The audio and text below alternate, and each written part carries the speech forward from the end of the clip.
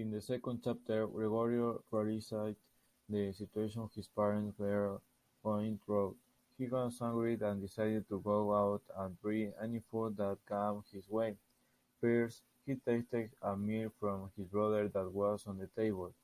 Dissatisfied, he decided to go back to his room. Seeing this, her sister Gretel decided to take various types of food to her brother to see which one she liked. After this, Gretel decided to go into his brother's room several times a week to feed him and clean her room.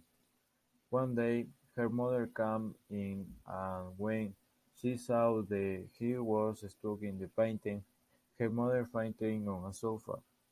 Gretel, scared, went in search of medicines and when she saw that her brother was following him, she threw a bottle on the ground, and Gregorio was hurt. Then the father arrived and when he saw that Gregorio was out of his room and that his wife was fainted, he began to throw things at Gregorio and among them an apple that remained implanted on Gregorio's back. In the third chapter, Gregorio took time to help because of the apple on his back. He had lost agility and his appetite was less and less. The economic situation in his house had changed. His father worked as a guard, the maid had been fired for a girl who worked hours a day, her sister worked as a secretary, and her mother made clothes and jobs around the house. They had to rent rooms in the house.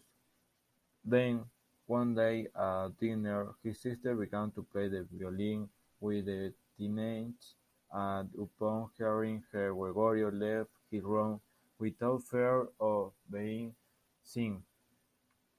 Unfortunately, the teenagers got scared and threatened that they would leave or not pay the rent when they heard this. Gretel started crying and her parents were furious. Gregory decided to go back to his room without having eaten all day. The next day, the maid entered Gregorio's room and found him dead.